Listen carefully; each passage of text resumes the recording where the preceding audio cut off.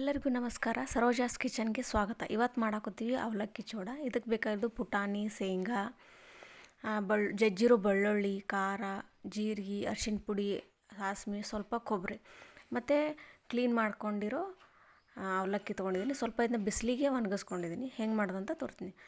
ಒಂದು 3 ಚಮಚ ಆಗುವಷ್ಟು ಎಣ್ಣೆ ತೊಗೊಂಡು ಅದನ್ನ ಬಿಸಿ ಆದ ನಂತರ ಅದಕ್ಕೆ ಜೀರಿಗೆ, ಸಾಸ್ಮೆ ಹಾಕ್ಕೊಂಡು ಅದು ಚಟಪಟ ಅಂತ ಸಿಡಿದ ಮೇಲೆ ಸ್ವಲ್ಪ ಬೆಳ್ಳುಳ್ಳಿ ಫ್ರೈ ಮಾಡ್ಕೋಬೇಕು. ಇದಕ್ಕೆ ಉದ್ದಿಗೆ ಹೆಚ್ಕೊಂಡಿರೋವಂಥ ಕೊಬ್ಬರಿನ ಹಾಕಿ ಕೂಡ ಫ್ರೈ ಮಾಡ್ಕೋಬೇಕು. ಆಮೇಲೆ ಶೇಂಗಾ ಅದನ್ನು ಸ್ವಲ್ಪ ಕೆಂಪಗೆ ಆಗಬೇಕು. ಪುಟಾಣಿ ಹಾಕ್ಕೊಂಡು ಸ್ವಲ್ಪ ಕೈ ಆಡಿಸ್ಬೇಕು. ಒಂದು ಸ್ವಲ್ಪ ಫ್ರೈ ಆದರೆ ಸಾಕು.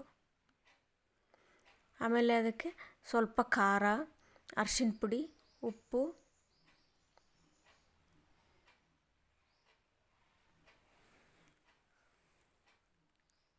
ರುಚಿಗೆ ತಕ್ಕಷ್ಟು ಉಪ್ಪು ಹಾಕಿ ಕೈ ಆಡಿಸ್ಕೋಬೇಕು.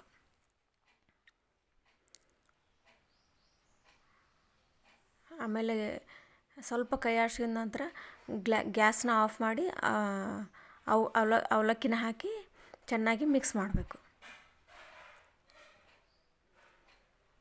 ಆಮೇಲೆ ಗ್ಯಾಸ್ನ ಲೋ ಫ್ಲೇಮಲ್ಲಿಟ್ಟು ಸ್ವಲ್ಪ ಹುರ್ಕೊಂಡ್ರೆ ನಿಮ್ಮ ಅವಲಕ್ಕಿ ಚೂಡ ರೆಡಿ.